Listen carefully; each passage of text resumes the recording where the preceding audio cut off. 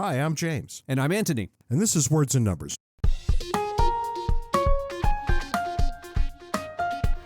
Brought to you by the good people at CACI, the Center for American Culture and Ideas. Ant, what's new and exciting in your world this week? I've left academia at the same time that Elon Musk says that he's starting a university. Coincidence? No problem. This guy decides things. He decides we need electric cars, so he starts a car company. He decides we're going to go into space. He starts a space company. He decides that he's going to fix higher ed. Thank God somebody is.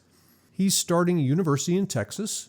And initially, well, I say university, it's primary and secondary education. And after those pick up, then it will be a university centered around the STEM disciplines. And I was all excited about this. He's committed like $100 million to this project. I was excited about it until you get halfway into the articles on this, and it says that after he starts the university, he'll be looking for accreditation from whatever the regional university accrediting body is. And this goes back to this business you and I have been talking about for some time now, that higher education is a guild system, and you've got to play by the guild's rules, otherwise they don't accredit you. And if they don't accredit you, then you don't get federal money. Your graduates certainly can be employed, but they can't go to graduate school because graduate schools won't recognize their degrees. And the long and short of it is you get virtually no innovation in higher education because the guild system won't allow it. That all sounds exactly right. Do you know one of the things that they require for accreditation is a certain number of volumes in your library? Yeah. Today, where you can have, with a computer and a browser, access to any document anywhere on the planet. And they want you to have physical books in a physical building. Otherwise, you don't get accredited. What's your point? My point is that initially I was so happy that he's starting university, and now I'm sad that it looks like it's going to be the same as every other university, unless Elon Musk has this habit of deciding that he's fed up with whatever it is that's going on and does things his own way. So he may end up getting fed up trying to jump through the accreditation hoops. I generally think Elon Musk is a crazy person. He's my kind of crazy person. And if, Elon, if you're out there listening, and you should be, go ahead and give us a call anytime. We'll help you out. Absolutely. Which brings me to something I think far more amusing than your little story. Now, hang on. You asked for new. You didn't say amusing. You did say new and exciting, but nowhere have you ever asked for amusing. And if I asked for amusing, what do you figure the chances are that I would ever get it from you? So I'm going to give you amusing instead. You used to travel a lot. I know this because you used to travel a lot with me. One of the biggest pains of traveling is your interminable wait in the TSA line. Well, don't you know the TSA has heard your complaints, Ant, and they're about to change the way they do things. Beginning in January, some passengers at Harry Reid International in Vegas are going to be able to start testing a brand new service for the TSA. Self-security. What do you do? Check the guy behind you in line? Make sure he's not a terrorist? No, you walk up to the little kiosk and you scan yourself in, and then you put your bag on the thing and it gets scanned, and then you just go on your merry way. You scan yourself. Yes, you put in your ID, and then you put your bag through, and it scans your bag, and then you just continue on. One might ask why we have the TSA at all if this is going to be the wave of the future. It's like self-checkout. At the grocery store, that's exactly what it is patterned after. Somebody at the TSA must have gone to the grocery store and said, hey, wait a minute, in one of those eureka moments that people often have. And they decided that we can go, this is the wave of the future, Ant. We're going to do this from now on. But I mean, so what happens? A terrorist finally gets through, and they track down and find out what happened, and they discover, he didn't self-check himself. How is this any different than believing that you're going to eliminate crime by confiscating people's weapons? What, the bad guys are going to say, I can't commit a crime because I have to hand in my weapons? The short answer is, if I know. The longer answer is, you're only going to be able to do this if you're part of the TSA PreCheck program. Oh, okay. I'm part of PreCheck. I am too. Apparently, we are to conclude, I think, that people who can afford TSA PreCheck are somehow not going to be terrorists. The $85 per 5 years somehow filters out all of the terrorists, leaving only people who can be trusted to self-checkout. I don't even remember what questions they asked for that TSA pre-check. Are you, or do you plan on becoming a terrorist? I think it was something like that. You know, I seem to recall having to show proof that I was an American citizen, but that was largely it. Do you hate America?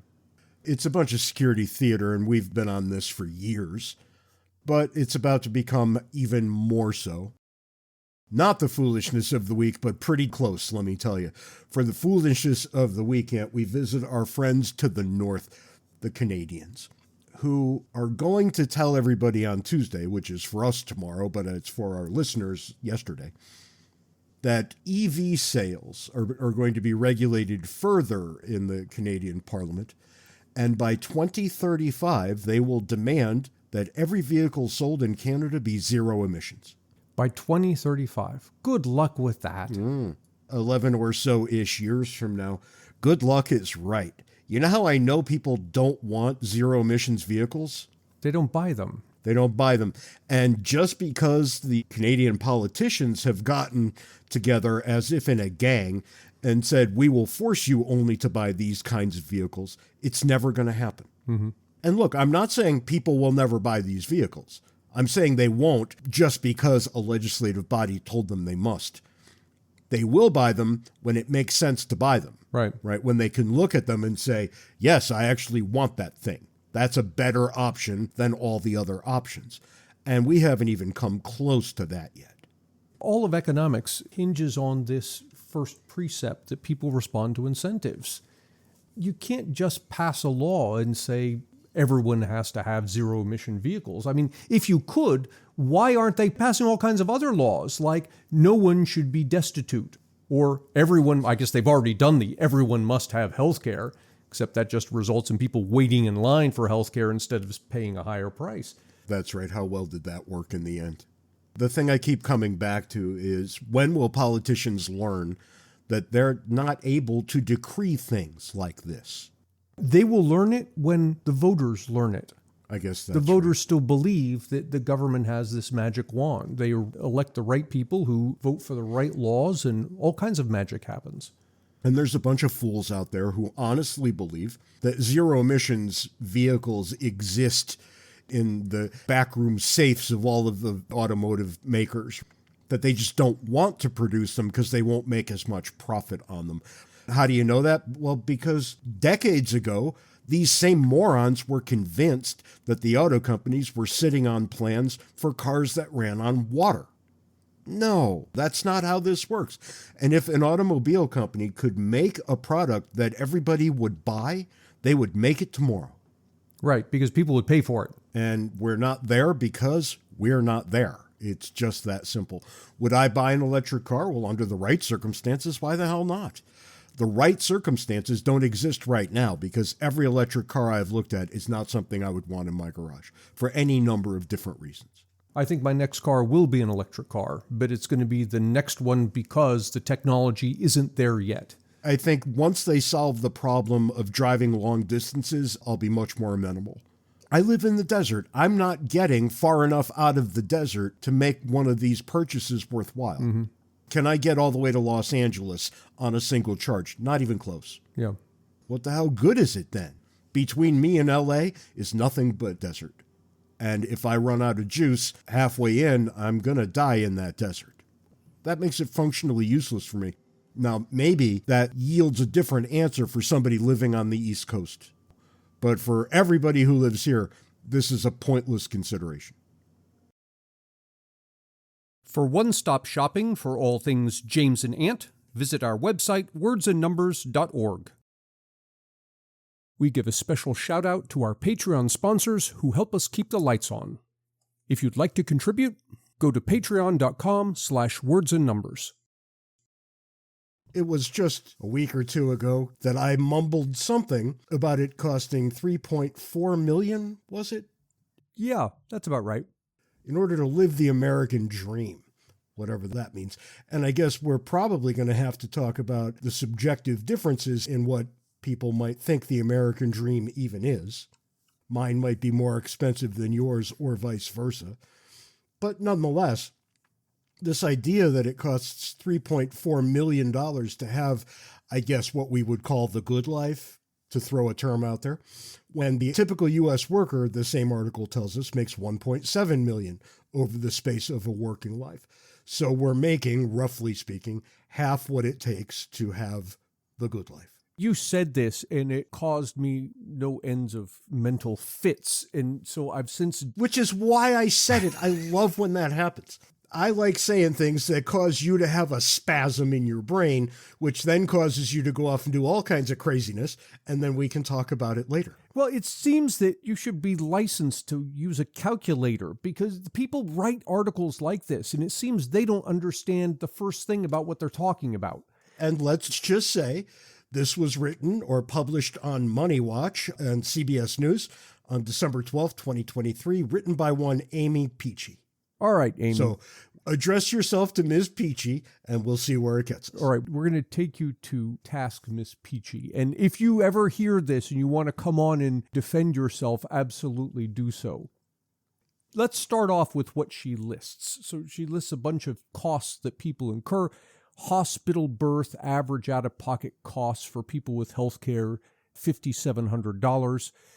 Okay, I didn't look up that number, but maybe it's good, maybe it isn't. Depends on your health insurance.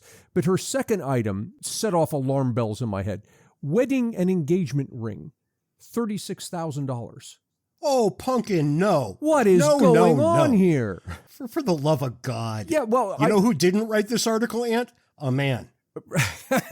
Well, who didn't write it was a typical American. His $36,000 is, that's a high-class wedding. I don't know what she's talking about here. In fact, I could tell you. Ant, that's the ring. Oh, no, it says wedding and engagement ring. No, I read that as wedding ring and engagement ring. I ring. read it as the wedding. I mean, who knows? Maybe people are dropping $36,000 on rings. I don't know. Now, I don't know. It's not nearly as ridiculous if it's the wedding. Well, yeah, but I can speak from experience here. My daughter got married 4 months ago, and I don't know what we had, maybe 100 guests here. She did the whole thing for under $20,000. I mean, that's still pretty expensive. You can't go extravagant with the ice sculptures and all of this thing, but if your whole point, as is Miss Peachy's point here, that you can't afford to live, well, then you find a way to do a wedding for a lot less than $36,000. Yeah, I think that goes without saying. And we're back at what I said just a couple of minutes ago, right? The different definitions of the good life.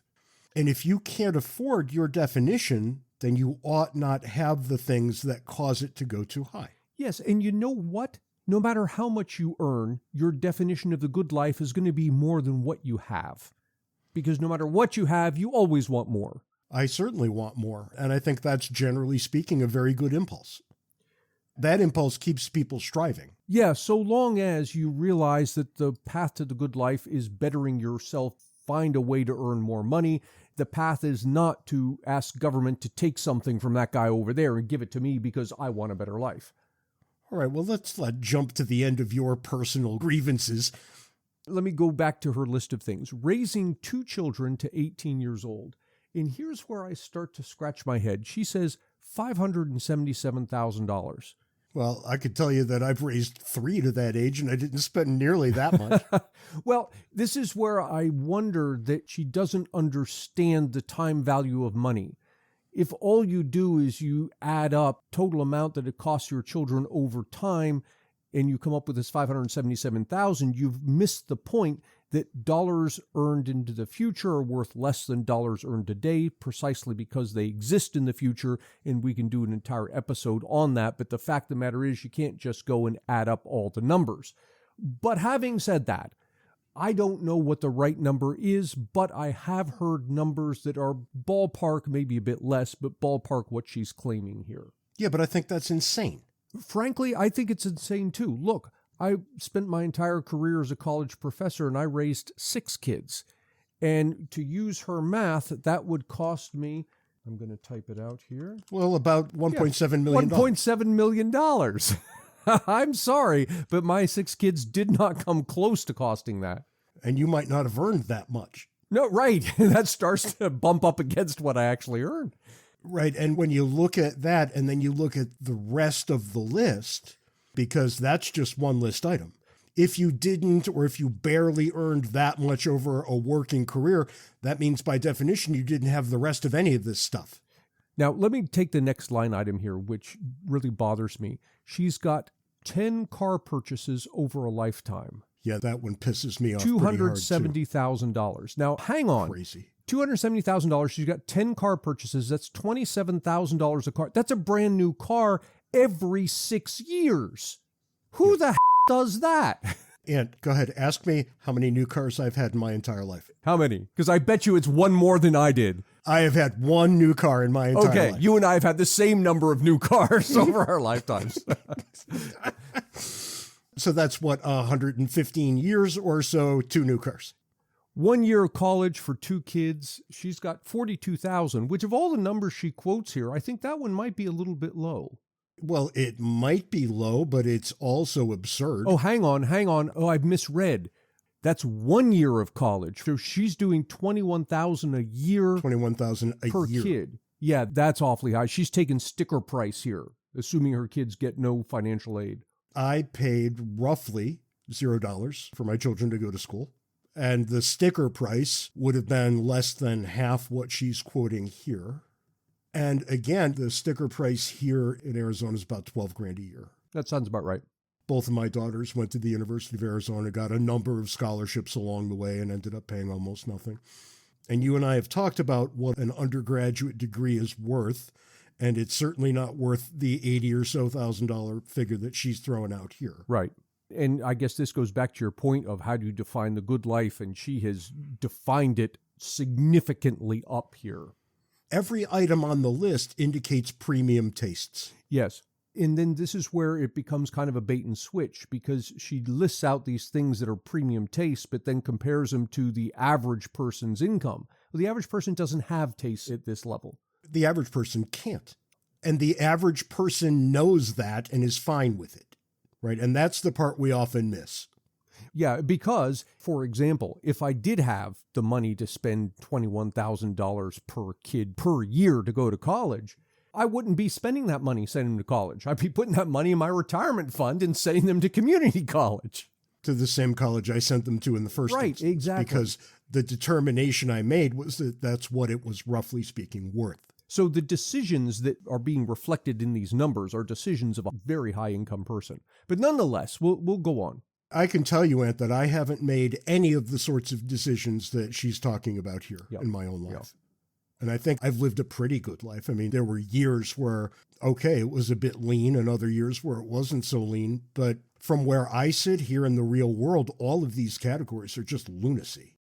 Let's move on to the next one, because here I've got a question. She says the average cost to buy a home, and here's where I think she's playing maybe fair, including lifetime mortgage payments. So she's wrapping in the interest cost and everything else all the way to the end, is about $800,000. So my question to you is this. Let's assume a 4% mortgage and maybe an 8% mortgage. How expensive of a home can you get for $800,000? If you spend the total, she says here, $796,000 over 30 years, and so 30-year mortgage, spending $796,000 at 7% interest, so figure like 4% above inflation, something like that. That's a $325,000 house. Not too shabby. Not bad. Not bad. What about at 4%? At 4%, you're talking my calculator doesn't go in that direction, but you're probably... It's kind of like the U.S. government that way. Plus 708 divided by 787. You're probably talking something like a $300,000 house. No, Ant, that's not right. You don't get a $350,000 house at 7% and a $200,000 house at 4%. Yeah, I'm sorry, other direction. Yes, quite right. I divided when I should have multiplied. $360,000. All right, so not bad. But that's a premium house. Yeah, it is. Now, the median house in the United States, because I just looked this up a moment ago, I found this hard to Still believe. 200,000, give or take, or has it it's gone up? 450,000. That can't be right. I know, isn't that strange? Let me do it again. Median sales price of houses sold in the United States as of third quarter 2023, 431,000. What about an average? Well, that's a good question. I don't know if the average would be higher or lower than that. I don't either. That's why I ask. Yeah, I don't know. But this has bumped up significantly since COVID. If you go back to 2020... Well, in fairness, this article was written after COVID, so I'm going to give her this one. But nonetheless, I think there's a bit of disingenuousness here because you see that 797,000, say, oh my God, how can I afford that? But you remember, this is over the course of 30 years, and at the end, you have this asset, the house that you now own. So it's not like you're flushing $800,000 down the tubes. Nonetheless, it's money out the door. It is money out the door, but it is also money that comes back in the form of an asset later on.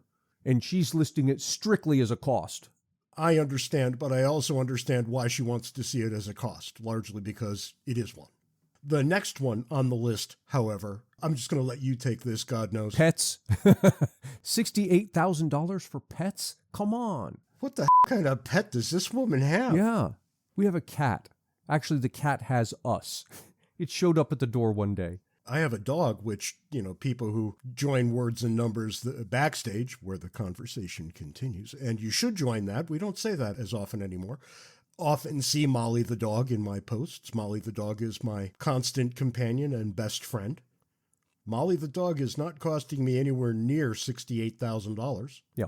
If you add all the pets I've ever had together, you're not getting close to $68,000. You might get 10% of $68,000. You might. I have no clue where this ridiculous figure comes from. Health insurance she lists at $900,000.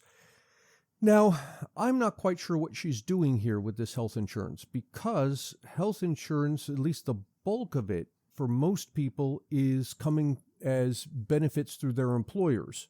So I don't know, is this the employees part of it? I just don't know how to deal with this number.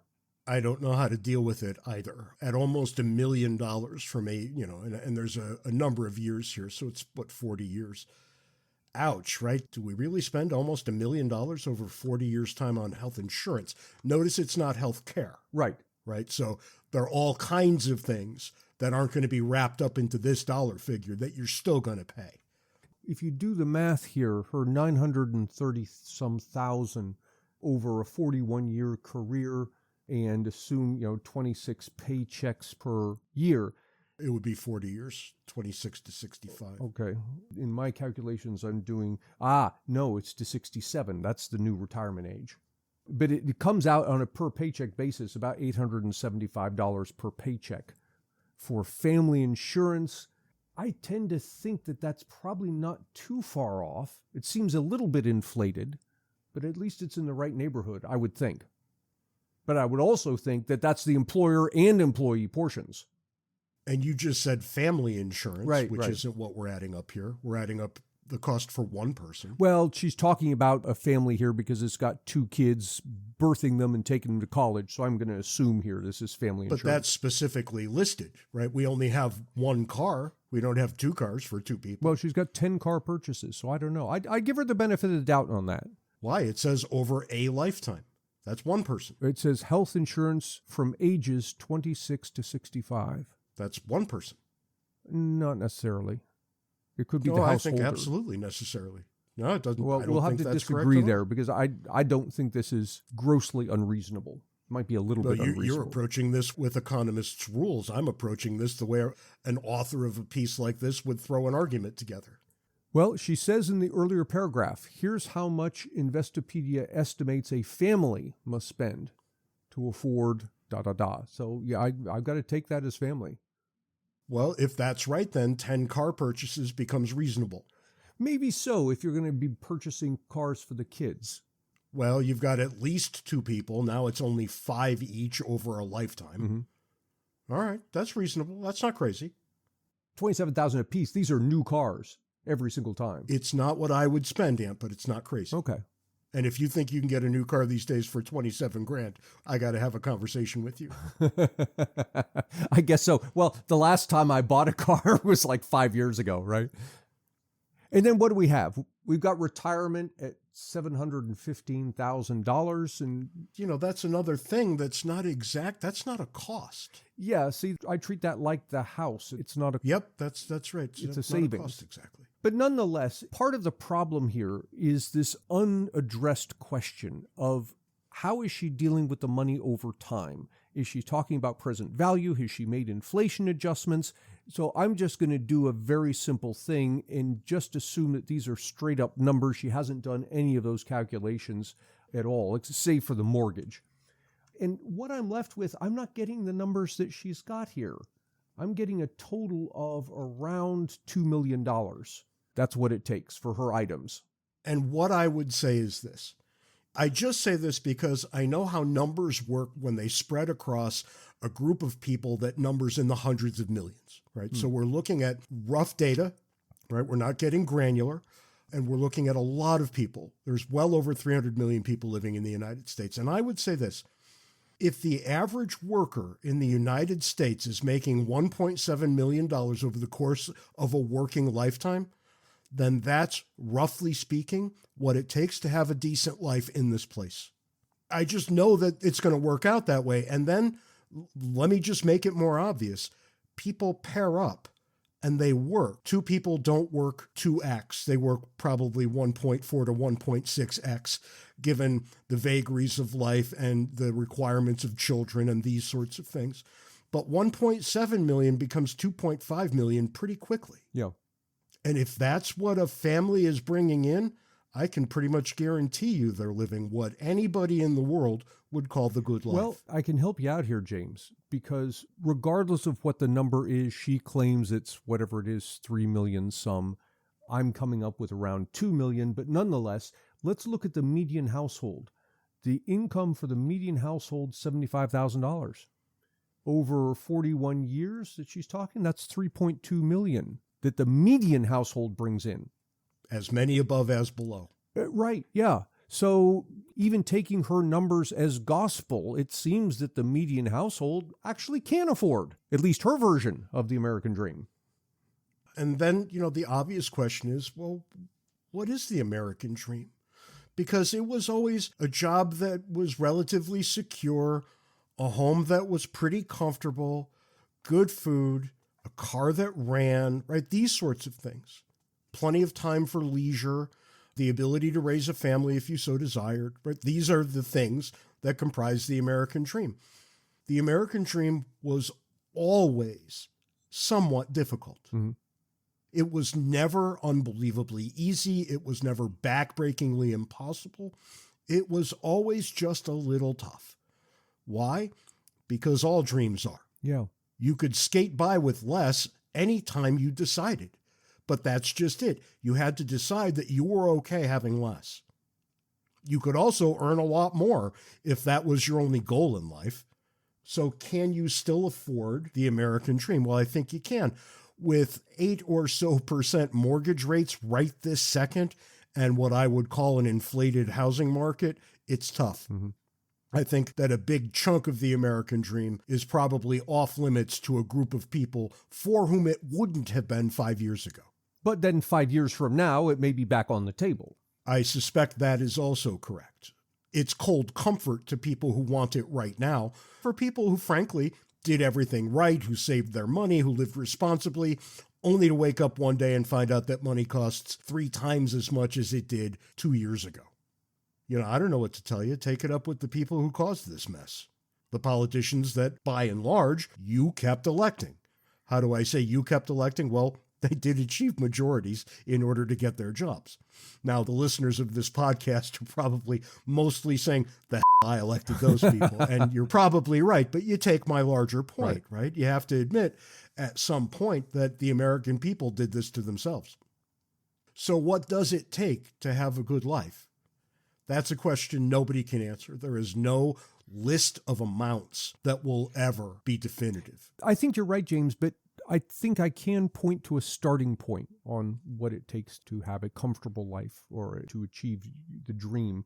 And that is to be thankful for what you do have. And we have too much of this going on where people look around and they're dissatisfied with their lives and they say that their parents or grandparents had it better when in fact they didn't. All that's going on is that they have so much and they're not appreciative of what they do have. I think that's generally speaking a big problem that we've got. And I think we've always had it, and I think we always will. If you go back to the Old Testament, you will see all kinds of attempts to rein in envy. Right. The older parts of the Old Testament were written 1000 BC. That's 3,000 years ago. We might conclude, if it's been 3,000 years, that it's human nature. Mm-hmm. If you don't like my use of the Old Testament, we can go to the ancient Greeks too, if you like, who had very similar problems at almost exactly the same time. I suspect that no matter where you look, you will find this problem with humanity. That doesn't mean I condone it. It just means I see it for what it is. We're going to always have this. 100 years from now, they're going to be living like the Jetsons with, flying cars and replicators, and they're still going to be saying, my neighbor has 3 replicators and I only have 2. Right. People like Miss Pitchy are still writing articles about that. The average American needs to earn more than $20 million to achieve the American dream. That's right. We must have $47 trillion in order to achieve the American dream. And look, I get where she's at. But if you're telling me that life requires $68,000 spent on pets, don't have pets. This argument is ridiculous. And it's ridiculous because she never stepped back and said, what's the difference between what I want and what I could live without? There are luxury items and there are things that we need. I wonder if what happened here as she put together this list of things that constitute the American dream, if she looked around at multiple households and said, well, they spent $36,000 on a wedding and they spent $68,000 on pets. They have $720,000 in their retirement or whatever it is, and effectively put together all of these pieces when in fact no household, well, virtually no household, has all of those things. They choose. If you want to spend $68,000 on pets, you do so by not purchasing 10 cars over your lifetime. Or if you want to purchase 10 cars, you don't have 2 kids, you have 1. There are things missing here from this list. Food is nowhere here. Let's go with another luxury item. Where's entertainment? Right. There's not the cost of a single movie ticket here. No vacations. What people spend for what they consider to be a pretty good life is going to, roughly speaking, match their incomes. And I made this argument early on in our married life when we had friends who became double income household, and my wife was saying, well, maybe I should go out and get a job as well, make ends meet, this kind of thing. And I said, no, hang on. If you do that and we significantly increase our household income, all that's going to happen is we're going to significantly increase our household spending. And we'll be right back in the same financial straits that we are now, except that both of us will be working instead of only one of us. Yeah, spending tends to match income. And if you want the ultimate example of that, look at Washington, D.C. Every time they get more tax revenue, what happens? The deficit doesn't go down, the spending goes up. Compared to the monk of your choice, who has no money and spends no money. Right, exactly. He's in the same financial straits as the rest of us. Look, I'm sympathetic to the argument because life is a struggle and I wish it weren't too. But, all the wishing and the hoping in the world, you're going to make it something it's not. And it's far less a struggle now than it's ever been. So take a deep breath. What I do want to take away from this episode, and this was, I think, an interesting one in some ways, not just a rant against one article that we happen to get all agitated I was ranting. about, even though it was absolutely that too. This idea of the time value of money is something that a lot of people do not understand for the life of them. And I think maybe we should do an episode on that real soon. Yeah. And that's all the time we've got this week on Words and Numbers. Until next time, be sure to follow us on Twitter. Handles are in the show notes.